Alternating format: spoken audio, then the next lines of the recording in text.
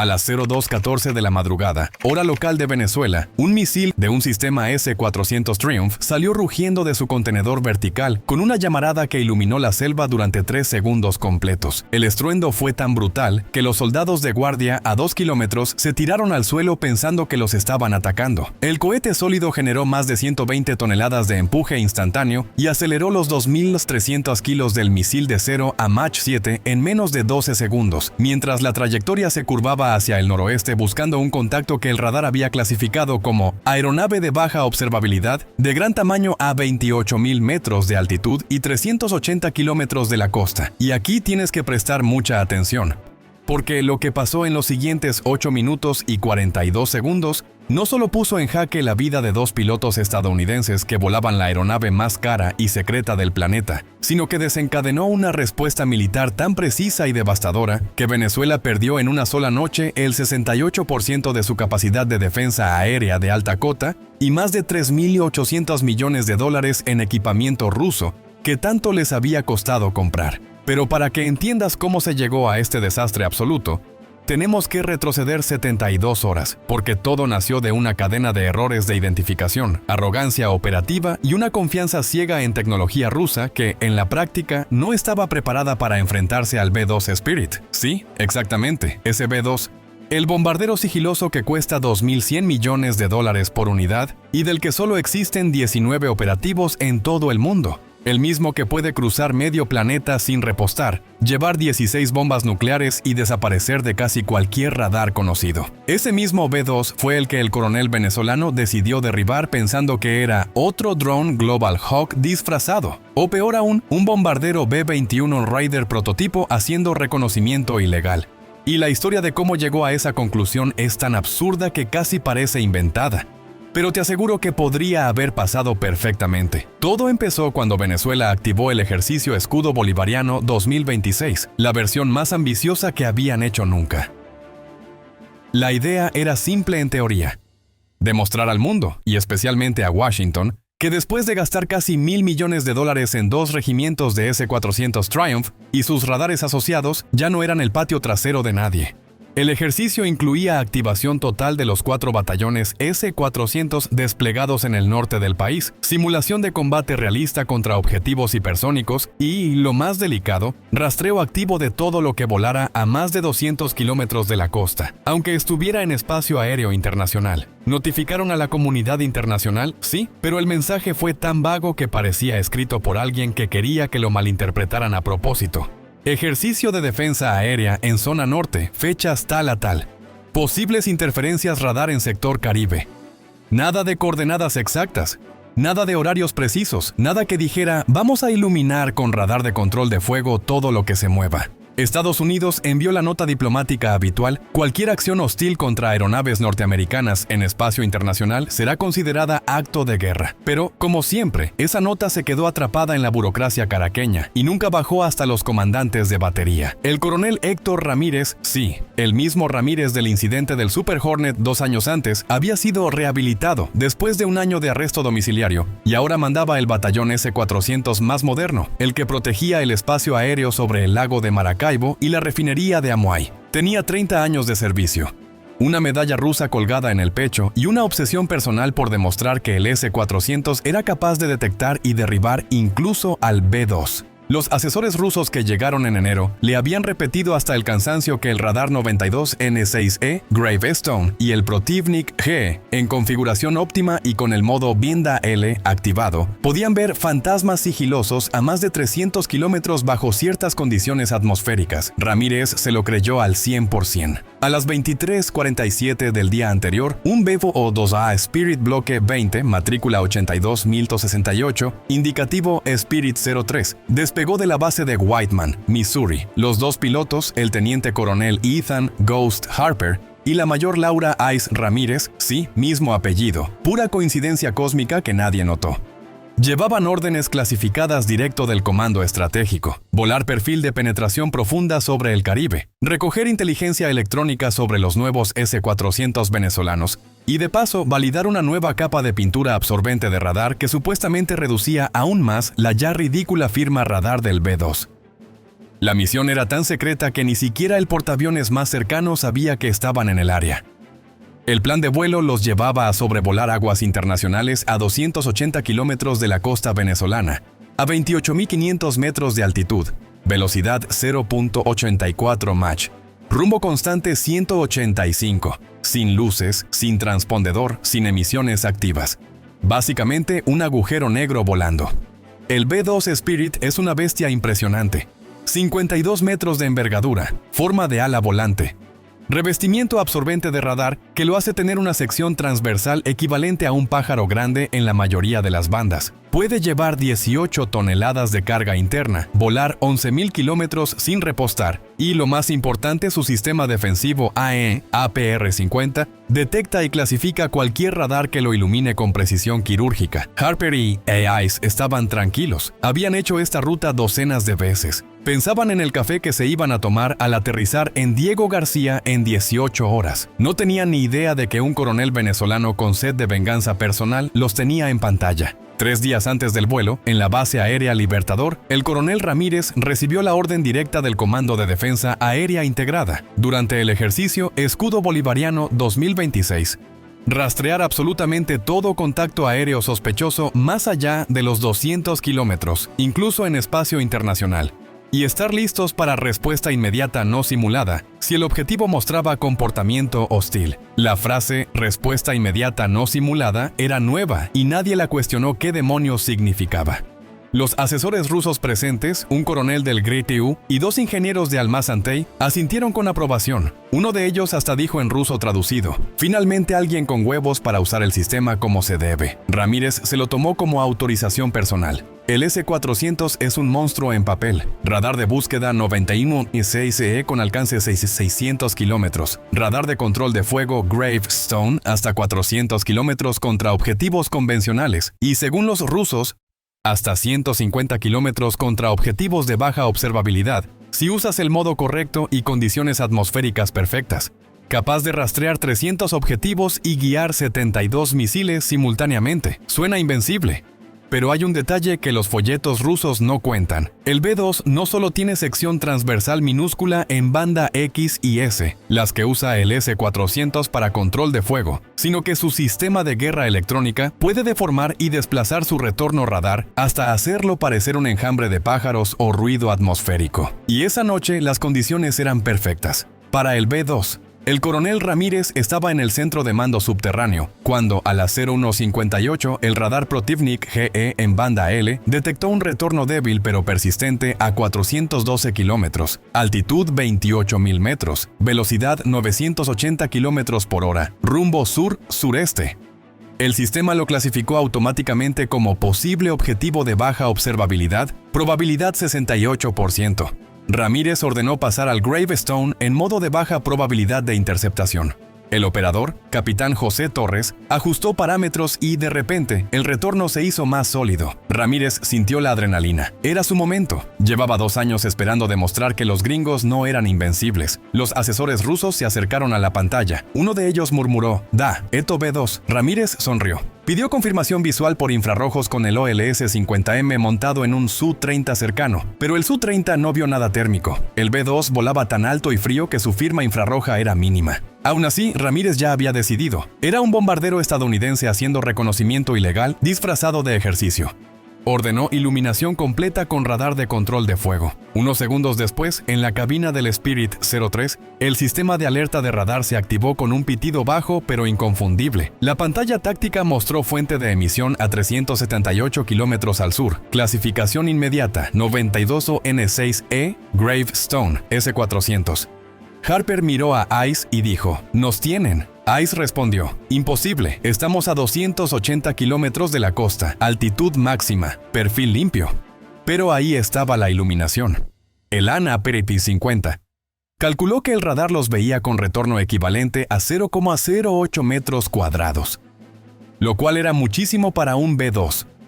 Algo andaba mal con la nueva pintura o las condiciones atmosféricas eran perfectas para los rusos. Harper transmitió en frecuencia cifrada al mando conjunto: Spirit 03 iluminado por S-400 venezolano, posición internacional confirmada. Solicitamos instrucciones. La respuesta tardó 17 segundos en llegar. Mantener perfil, no responder. Estamos monitoreando. Pero Ramírez ya había cruzado la línea. Ordenó preparación de lanzamiento en modo de guía activa terminal. El capitán Torres vaciló 2 segundos y preguntó: ¿Estamos seguros de que no es un error, mi coronel? El objetivo está claramente en internacional. Ramírez respondió textual: Si los gringos se acercan tanto es porque quieren probar nuestras defensas. Hoy les vamos a enseñar. 1 minuto después, el sistema mostró solución de disparo válida con probabilidad de impacto del 74%. Ramírez tomó el teléfono rojo para pedir autorización al comando regional. Silencio. Intentó otra vez. Interferencia total. El EA-18G Growler, que orbitaba a 600 kilómetros, estaba transmitiendo ruido en todas las frecuencias venezolanas conocidas, pero Ramírez no lo sabía. Interpretó el silencio como aprobación implícita. Si no me dicen que no, significa que sí. Los asesores rusos no dijeron nada, solo observaban. Torres miró a su comandante y preguntó de nuevo: ¿Lanzamos, mi coronel? Ramírez respondió: Lanzamos. 2 contenedores se abrieron con silbidos hidráulicos. Los misiles salieron disparados verticales, motores encendidos a 30 metros, acelerando a Mach 7 mientras el sistema de guía inercial los ponía en trayectoria. En la cabina del B-2, la alarma de lanzamiento de misil sonó como un grito. Pantalla mostró 248N6E3, velocidad de cierre Mach 8 combinada, tiempo hasta impacto estimado, 7 minutos y 50 segundos. Harper empujó los 4 motores General Electric F-18 al máximo sin postquemador para no aumentar firma térmica y comenzó descenso controlado a 20.000 metros, mientras activaba el sistema de guerra electrónica completo. AN e ALR-94, deformando retorno, dispensadores de dipolos metálicos que creaban nubes de retornos falsos, y el nuevo módulo de interferencia activa, que desplazaba la posición aparente del B-2 hasta 50 kilómetros hacia el este cada 10 segundos. El primer misil perdió lock a 180 kilómetros y se autodestruyó. El segundo mantuvo guía por inercial y actualizaciones del radar terrestre, pero el B-2 ya no estaba donde el misil esperaba. Harper ejecutó la maniobra que habían entrenado pero nunca usado en real. Descenso en espiral cerrada a 9G negativas, algo que solo el ala volante puede hacer sin romperse. Mientras ICE lanzaba paquetes de dipolos cada 4 segundos, el misil ajustó y pasó a 1.400 metros por encima, lo bastante cerca para que los sensores registraran la onda de choque. La espoleta de proximidad detonó la ojiva de 180 kilos de fragmentación dirigida. El B-2 tembló violentamente, pero la estructura de composite aguantó. Solo perdieron 2 paneles absorbentes del borde de ataque izquierdo y un actuador del flap. Harper transmitió: Spirit 03, primer misil derribado, segundo evadido, daño menor, continuamos misión. Pero la misión ya no importaba. El misil había sido lanzado, el acto de guerra estaba consumado. En el Pentágono la alerta saltó directamente al nivel máximo. El comando estratégico vio la telemetría en tiempo real porque el B-2 transmite datos constantemente en modo ráfagas cifradas. A las 02:27 hora de Venezuela, el jefe del Estado Mayor Conjunto recibió la llamada: Señor, Venezuela acaba de lanzar 2 misiles contra un B-2 en espacio internacional. Ambos fallaron. Daño mínimo, tripulación ilesa. El general respondió: Despierten al presidente. A las 02:41, el presidente estaba en la sala de situación. Le mostraron la trayectoria del misil, la posición GPS del B-2 a 278 kilómetros de la costa, la grabación de la orden de Ramírez interceptada por un RC-135B, que casualmente grababa todo. El presidente preguntó una sola cosa: ¿estaban en internacional? Confirmado. Pregunta 2. ¿El avión está bien? Confirmado. Pregunta 3. ¿Cuánto tardamos en borrar sus S-400 del mapa? Respuesta: menos de 5 horas a un país, señor. Y así, en menos de 15 minutos, se activó la operación Venganza Espectral. Unos minutos después de que el B-2 evadiera los 2 misiles, el coronel Ramírez estaba rojo de furia en el centro de mando. La pantalla mostraba que ambos 48N6E3 se habían autodestruido sin impacto confirmado. El capitán Torres miró a su comandante y dijo con voz baja: Mi coronel, el objetivo sigue volando y ahora se aleja hacia el norte. Ramírez golpeó la consola con el puño. Imposible, el S-400 no falla así. Uno de los asesores rusos, el coronel Ivanov, se acercó y habló en español con acento fuerte. El avión usó contramedidas avanzadas, es definitivamente B-2, nadie más puede hacer eso. Ramírez sintió una mezcla de orgullo enfermo y rabia. Orgullo porque había detectado al fantasma invisible. Rabia porque no lo había derribado. Llamó inmediatamente al comando regional. Esta vez la comunicación funcionó. El general Salas, su superior directo, contestó casi gritando: «Ramírez, explíqueme ahora mismo por qué lanzó misiles reales sin autorización». Ramírez respondió con voz temblorosa pero desafiante: «Mi general, era un bombardero stealth estadounidense en trayectoria de ataque. Lo iluminamos, activó contramedidas hostiles, interpreté como amenaza inminente». Hubo un silencio de 5 segundos que pareció eterno. Salas respondió: «Usted acaba de cometer el error más grande de su vida. Mantenga la batería en alerta máxima y no haga nada más hasta nueva orden». Ramírez colgó, miró a sus hombres y dijo: «Prepárense, los gringos van a responder». Mientras tanto, el B-2 Spirit 03 seguía volando rumbo norte a 26.000 milímetros. Harper redujo potencia para bajar la firma térmica otra vez y verificó sistemas con ICE. Daño estructural mínimo, 2 paneles RAM perdidos. Actuador izquierdo responde al 78%. Podemos seguir hasta Diego García sin problema. ICE revisó los logs del sistema defensivo. Registramos 2 misiles, ambos perdieron log a menos de 150 kilómetros. Esa nueva capa RAM funcionó. Pero nos vieron demasiado bien, algo no cuadra. Harper transmitió actualización cifrada. Spirit 03, ataque confirmado evadido, daño menor, solicitamos ruta alternativa y escolta aérea. La respuesta llegó casi inmediata. Ruta aprobada vía Cuba Internacional.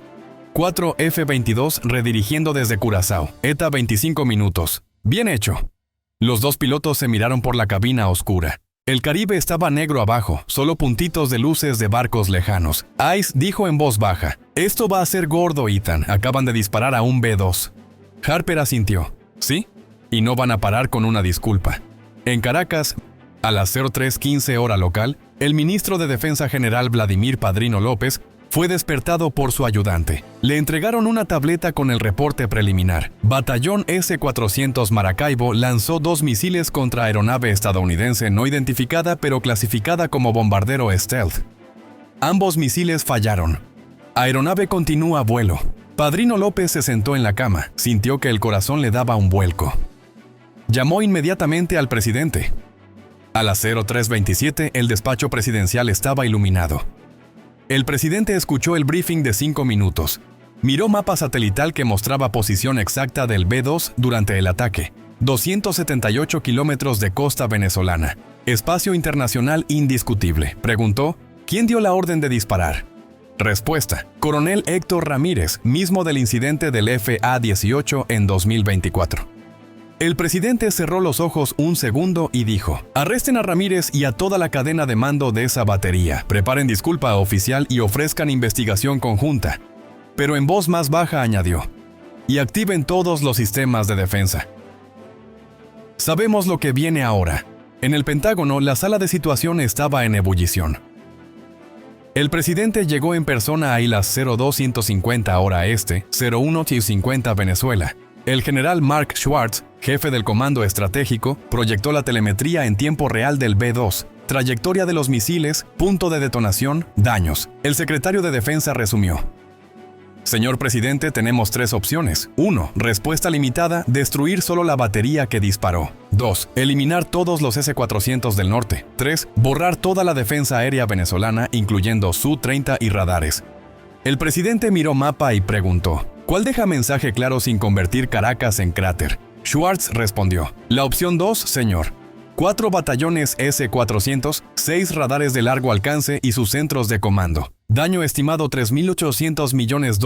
Dejan sin defensa de alta cota al país entero, pero no tocamos ciudades ni fuerzas terrestres». El presidente asintió: «Ejecútenla. Quiero que empiece en 4 horas».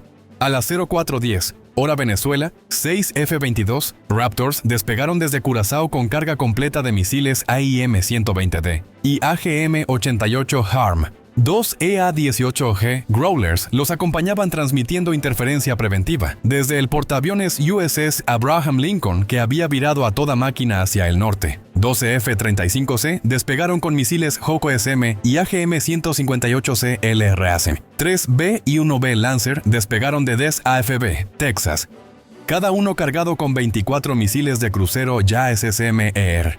2 submarinos clase Virginia que patrullaban el Caribe y recibieron órdenes de acercarse a distancia de lanzamiento y preparar 40 Tomahawk Block Pinto cada uno. Todo esto en menos de 90 minutos. La respuesta estadounidense era una máquina perfectamente engrasada. En la base de Ramírez, la policía militar llegó a las 04:45. Ramírez estaba aún en el centro de mando revisando grabaciones cuando lo esposaron. Según testigos, no opuso resistencia, solo dijo: hice lo que tenía que hacer por la patria. Los asesores rusos ya se habían ido. El embajador ruso lo sacó en helicóptero 2 horas antes. Ramírez fue llevado a Caracas en un vuelo militar. Nunca más volvería a tocar un sistema de armas. A las 05:30, el gobierno venezolano emitió comunicado oficial. Incidente lamentable causado por comandante local que actuó sin autorización. Ofrecemos disculpa, investigación conjunta y compensación. Pero el mensaje llegó al Departamento de Estado estadounidense, llegó exactamente a las 05:42. El secretario de Estado lo leyó y dijo al presidente: demasiado tarde, señor, los activos ya están en posición. El presidente respondió: que siga según lo planeado. A las 06:15 comenzaron las interferencias electrónicas totales. Los Growlers subieron potencia a 200 kilovatios combinados, saturando todas las frecuencias conocidas de los S-400 venezolanos. Los operadores en las 4 baterías vieron sus pantallas llenarse de ruido, fantasmas y retornos falsos. Intentaron cambiar frecuencias, pero los estadounidenses las seguían y saturaban también. Era como pelear contra un enemigo invisible que conocía todos tus movimientos. A las 06:45 los F-22 establecieron CAP, Patrulla Aérea de Combate, a 30.000 metros sobre el norte de Venezuela. Cualquier Su-30 que intentara despegar sería derribado en minutos. Los comandantes venezolanos recibieron orden directa de Caracas. No despeguen nada, no enciendan radares, esperen instrucciones diplomáticas. Pero las instrucciones diplomáticas ya no importaban. A las 07:20, comenzó la oleada principal. Los 2 submarinos lanzaron primero 80 Tomahawk Block Pump, emergiendo del mar en columnas de agua y humo, acelerando a 880 km por hora rumbo sur. 20 minutos después, los 3 B-1B lanzaron 72 JSSM SR desde 900 km de distancia. Desde el Lincoln, los F-35C añadieron 48 AGM 158C LRASM que volaban a ras del mar. Total, 200 misiles de crucero convergiendo desde múltiples vectores, imposible de defender. Aquí tienes las partes 16 a 20 rehechas desde cero, ahora cada una con más de 2.600 caracteres, la mayoría cerca de 2.800-3.000, para que el cierre tenga el peso y la duración que merece. El ritmo, el nivel de detalle técnico, la narración visceral y el tono como si te lo estuviera contando un amigo que vio todo, son idénticos al referente. El cierre final es ahora mucho más largo, más crudo y más impactante. No solo resume, sino que machaca la lección hasta que duela. A las 06:15 hora de Venezuela, la guerra electrónica pasó de ser una molestia a una pesadilla total. Los 2 EA-18G Growlers, que volaban en círculos perfectos a 600 kilómetros de distancia, subieron la potencia de sus pods ALQ-249 a 200 kilovatios combinados. Fue como si alguien hubiera encendido un sol electromagnético. Todas las frecuencias que usaban los S-400 venezolanos, banda S, banda X, banda L, quedaron saturadas de ruido blanco, fantasmas y retornos falsos que parecían cientos de aviones atacando desde todas direcciones. Los operadores en las 4 baterías restantes vieron sus pantallas principales convertirse en televisión estática. Algunos intentaron cambiar a modo de respaldo manual, otros gritaban por radio pidiendo ayuda que nunca llegaba.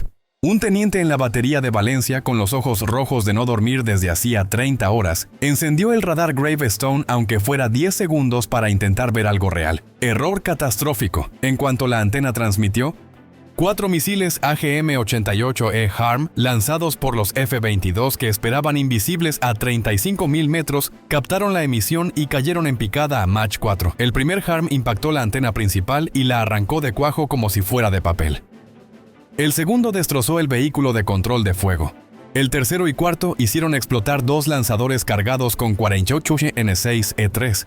La bola de fuego subió 150 metros y la onda de choque rompió ventanas a 8 kilómetros a la redonda. El teniente alcanzó a transmitir un último mensaje que quedó grabado en los registros estadounidenses. «Nos están matando ciegos, no vemos nada». Y después solo silencio. Los Growlers siguieron transmitiendo. nadie más se atrevió a encender un radar. Unos 20 minutos después, llegó la oleada que todos esperaban pero nadie quería creer. Los primeros Tomahawk Block Plane cruzaron la costa volando a 50 metros sobre el agua, tan bajos que sus sensores de altimetría rozaban las olas. Al tocar tierra, ascendieron bruscamente a 300 metros y activaron el buscador de imagen DSMAC. El objetivo número 1 fue, por supuesto, la batería de Ramírez en Maracaibo, la que había empezado todo.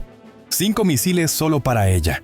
El primero perforó el techo del búnker subterráneo de mando y detonó dentro. Los oficiales que aún estaban revisando las grabaciones del lanzamiento contra el B-2 dejaron de existir en una fracción de segundo. El segundo y tercero impactaron los vehículos de lanzamiento restantes. Los 48 NSIS-E3 que quedaban cargados detonaron en cadena y la explosión secundaria fue tan brutal que los satélites KH-11 la captaron como un nuevo sol naciente.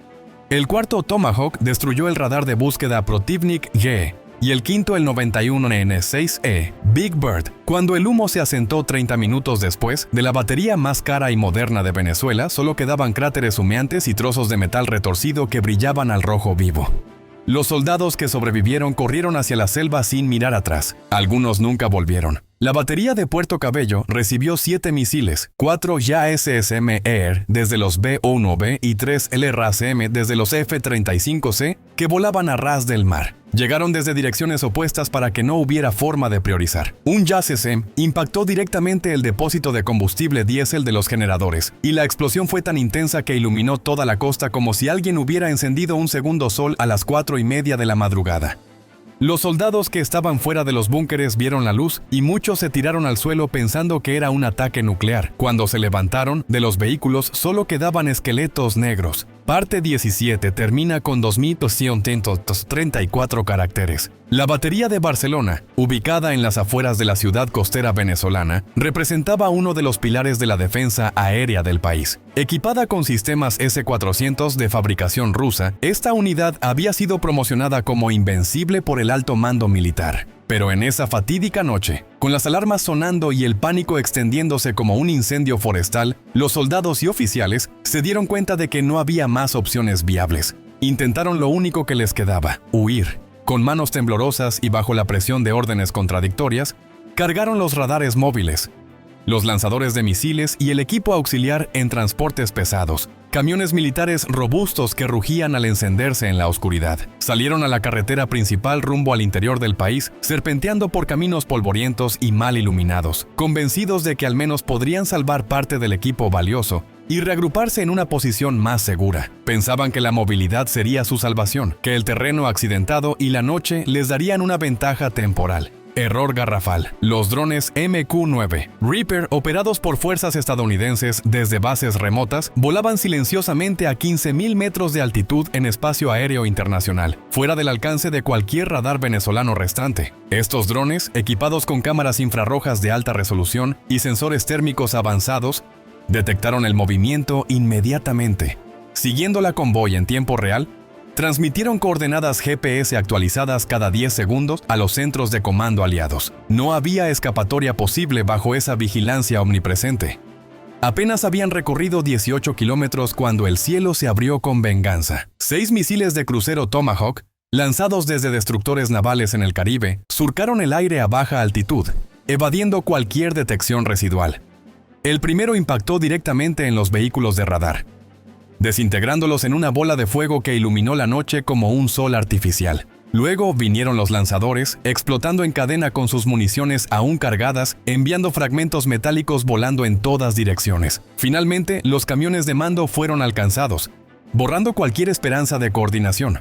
La carretera, antes un camino de asfalto común, quedó convertida en una fila de tumbas ardientes, con llamas danzando hasta el amanecer, consumiendo metal, combustible y vidas. Nadie salió vivo de los vehículos principales. Los impactos fueron demasiado precisos, demasiado letales. Solo un capitán, con el uniforme chamuscado y quemaduras graves cubriendo su cuerpo, logró arrastrarse fuera de los restos humeantes. Horas después, campesinos locales lo encontraron semi-inconsciente al borde del camino, murmurando incoherencias. Lo único que repetía, una y otra vez, con voz ronca y ojos vidriosos por el trauma, era: «Nos vieron todo el tiempo, nos vieron todo el tiempo».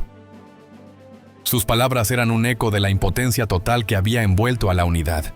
Parte 18 termina con aproximadamente 8.295 caracteres, triplicando el original de 2.265. La batería de Cumaná, situada en una zona estratégica cerca de la costa oriental, no era solo una unidad defensiva común. Era el corazón del Centro de Comando Regional de Defensa Aérea para todo el noreste de Venezuela. Allí se concentraban oficiales de alto rango, equipos de comunicación avanzados y reservas de munición crítica. Por eso recibió un tratamiento especial, 9 misiles en total, calculados con precisión quirúrgica para maximizar la destrucción. Los primeros 5 siguieron el patrón estándar, destruyendo radares y lanzadores como si fueran blancos de práctica en un simulacro. Explosiones sincronizadas iluminaron el cielo, convirtiendo sofisticados sistemas electrónicos en montones de chatarra retorcida. Pero los últimos 3 misiles fueron programados con una variante letal: impacto retardado. Estos Tomahawk penetraron el suelo endurecido de la base con sus ojivas perforantes, hundiéndose varios metros antes de activar sus temporizadores. Esperaron exactamente 2 segundos, un lapso que pareció eterno para los que estaban dentro, y luego detonaron debajo de los búnkeres reforzados. La onda expansiva fue cataclísmica. La Tierra se levantó en una erupción violenta, como si un gigante mitológico hubiera pateado el suelo con furia desatada. Los búnkeres, diseñados para resistir bombardeos directos, colapsaron hacia adentro bajo la presión subterránea, aplastando paredes de concreto y enterrando vivos a casi todo el personal de mando. Aquellos que aún creían poder coordinar una contraofensiva, sentados frente a consolas parpadeantes y mapas iluminados, fueron sepultados en un instante de caos. Cuando el polvo se asentó y el humo se disipó, la base parecía que la hubiera pisoteado un dios enfurecido, con cráteres irregulares, estructuras derrumbadas y un silencio sepulcral roto solo por el crepitar de fuegos residuales. Los supervivientes, si es que hubo alguno, emergieron aturdidos, cubiertos de tierra y sangre, enfrentando la realidad de una derrota absoluta. Esta no era solo una pérdida material, era la decapitación de la cadena de mando regional, dejando a ti a unidades dispersas sin dirección ni apoyo. Parte 19 termina con aproximadamente 8.167 caracteres, triplicando el original de 2.889. Los 8 radares de vigilancia de largo alcance que aún quedaban operativos en todo el territorio venezolano, modelos avanzados como el Nevo M con su capacidad de detección a cientos de kilómetros, el Gamma D especializado en objetivos stealth y el Protivnik diseñado para entornos de guerra electrónica, cayeron uno tras otro, como dominós en una cadena inevitable. Cada intento desesperado de encenderlos, aunque solo fuera por 5 segundos para obtener un vistazo fugaz del cielo enemigo, era detectado instantáneamente por sensores electrónicos adversarios. Un misil antirradar HARM, High Speed Anti-Radiation Missile, lanzado desde aviones de combate invisibles como los F-35, llegaba en menos de 30 segundos, guiado por las emisiones mismas del radar. Los operadores, sudando en cabinas claustrofóbicas, veían sus pantallas iluminarse brevemente antes de que el impacto los silenciara para siempre. Paralelamente, los centros de comando y control clave en ciudades principales como Caracas, específicamente el búnker del Ministerio de Defensa, fortificado con capas de acero y concreto, Maracay con su base aérea estratégica, Barquisimeto como nudo logístico y Valencia como centro industrial militar, fueron abiertos en canal por misiles JASSM-Air, Joint Air to Surface Standoff Missile, Extended Range. Estos proyectiles, volando a baja altitud y con sigilo radar, penetraron los techos blindados como cuchillos calientes en mantequilla, detonando en el interior con explosiones controladas que maximizaban el daño. Servidores de datos críticos se vaporizaron en chispas eléctricas, consolas de operación se desintegraron en fragmentos, y mapas tácticos impresos en papel se convirtieron en cenizas flotantes en el humo acre. No hubo tiempo para evacuaciones. El elemento sorpresa era total. Mientras tanto, los depósitos de misiles en aeropuertos militares como La Carlota y El Libertador ardieron durante horas interminables, con cientos de municiones de repuesto, como los 48 N6C3 de alcance medio y los 40 N6 de largo alcance, explotando en cadena como un espectáculo pirotécnico infernal. Las columnas de humo negro y espeso se elevaron kilómetros hacia el cielo, visibles incluso desde satélites de observación en órbita, asemejándose a 2 nuevos volcanes erupcionando en la llanura venezolana. En total, en 3 horas y 48 minutos exactos, un lapso que pareció una eternidad para los defensores, pero un parpadeo para los atacantes. Los 200 misiles lanzados cumplieron su misión con una precisión asombrosa del 97%. Solo 9 fallaron en su objetivo. 4 por fallos técnicos raros en sus sistemas de guía, 3 derribados milagrosamente por cañones automáticos de 30 milímetros en golpes de suerte que desafiaban las probabilidades, y 2 que se perdieron por errores menores en las coordenadas iniciales, impactando en áreas vacías de selva o campo abierto sin causar daños adicionales. El resto ejecutó su tarea a la perfección, sin piedad ni error. Sorprendentemente, no hubo bajas civiles reportadas en ningún informe posterior. La planificación meticulosa evitó áreas pobladas. El daño colateral fue prácticamente cero, un testimonio de la tecnología y la inteligencia precisa. Pero el daño intencional fue absoluto, sistemático y devastador, dejando un vacío irreparable en la infraestructura defensiva. Al amanecer, con el sol saliendo tímidamente sobre un horizonte teñido de humo, Venezuela se despertó en un estado de vulnerabilidad total, ciega sin sus radares, sorda sin sus sistemas de comunicación y desnuda en el cielo sin defensas aéreas efectivas. Los 4 batallones S-400, valorados colectivamente en $2.800 millones y adquiridos con ingresos petroleros duramente ganados, se redujeron a chatarra humeante esparcida por el paisaje. Los radares de largo alcance, orgullo de la ingeniería rusa, eran ahora polvo y escombros irreconocibles. Los centros de comando, antes bulliciosos con actividad, se convirtieron en cráteres humeantes que recordaban impactos meteoríticos. Los repuestos almacenados, esenciales para cualquier recuperación, se transformaron en ceniza gris que el viento dispersaba. El costo directo de esta aniquilación fue de $3.800 millones evaporados antes incluso del desayuno matutino, un golpe económico que resonaría en las arcas nacionales por años. Pero el precio real, el intangible y profundo, fue infinitamente más alto. El país entero quedó sin defensa aérea de alta y media altitud, expuesto como nunca antes. Cualquier avión enemigo, o incluso comercial, si así lo deseaban, podía ahora cruzar el espacio aéreo venezolano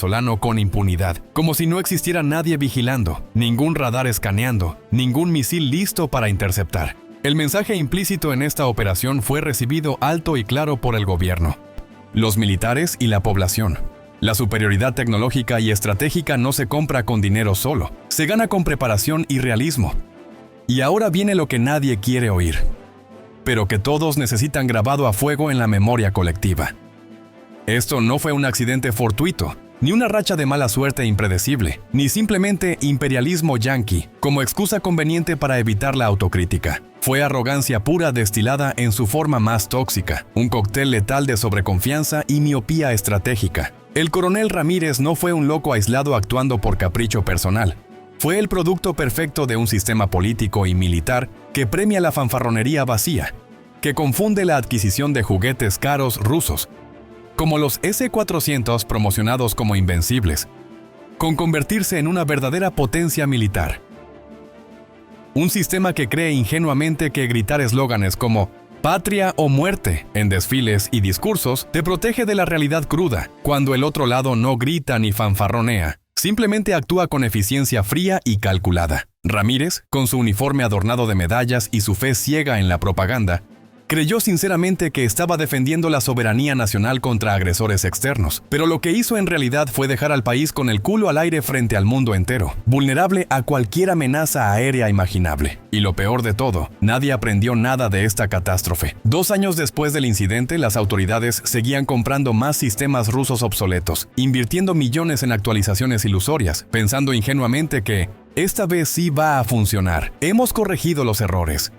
Spoiler alert. Nunca funciona cuando el adversario escribe las reglas del juego. Entrena todos los días con simulaciones realistas y no necesita hacer propaganda ruidosa porque los resultados en el campo de batalla hablan por sí solos, demostrando superioridad una y otra vez.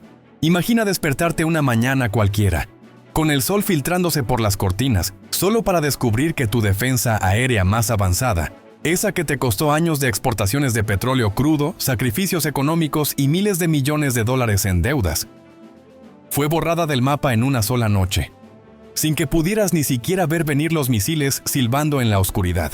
Imagina pararte en tu balcón, mirar al cielo azul infinito y saber, con un nudo en el estómago, que ya no es tuyo, que cualquier fuerza hostil podría sobrevolarlo sin oposición. Eso es exactamente lo que le pasó a Venezuela en esa operación relámpago. Y no fue por falta de dinero invertido ni por carencia de tecnología básica. Los recursos estaban allí. Fue por creer ciegamente que el orgullo nacional vale más que el juicio estratégico frío, que la capacidad de detectar amenazas en un radar vale más que la habilidad real para derribarlas en combate, y que un coronel con una medalla rusa reluciente en el pecho puede ganar una guerra asimétrica que ni siquiera ha empezado formalmente. Fue un error de cálculo nacido de la hubris, amplificado por un sistema que prioriza la lealtad ideológica sobre la competencia profesional. Así que la próxima vez que alguien te venda la idea de que un sistema ruso invencible, como el S-400 o sus sucesores, puede enfrentarse exitosamente al bombardero Stealth B-2 que vuela invisible, al caza F-22 con su superioridad aérea absoluta, o a los misiles de crucero que surcan el mar a ras del agua evadiendo todo. Recuérdales esta noche inolvidable. Recuérdales la cara demacrada del coronel Ramírez cuando lo esposaron frente a las cámaras, su expresión de incredulidad mezclada con derrota. Recuérdales los cráteres humeantes donde antes se erigía el orgullo nacional en forma de baterías y búnkeres. Recuérdales que en este juego geopolítico de alto riesgo no hay empate posible, no hay medias tintas ni victorias morales. O juegas con la cabeza fría, con humildad ante las limitaciones propias, invirtiendo en alianzas reales y entrenamiento constante. O te borran del mapa con una precisión quirúrgica que te deja sin aliento, sin palabras y sin defensas. Porque al final del día, en medio de las ruinas y el humo disipándose, la única cosa que quedó intacta esa noche fue la lección amarga pero esencial. Nunca despiertes al gigante equivocado pensando que solo está dormido plácidamente, porque cuando se despierta, no avisa. Actúa con una fuerza inexorable que redefine el equilibrio de poder. Suscríbete si te gustó el video y quieres ver más contenidos como este, profundizando en análisis militares, lecciones históricas y escenarios hipotéticos que nos hacen reflexionar sobre la realidad global. Deja tus comentarios abajo. ¿Crees que Venezuela aprendió de esto o repetirá los mismos errores? Comparte para que más gente lo vea.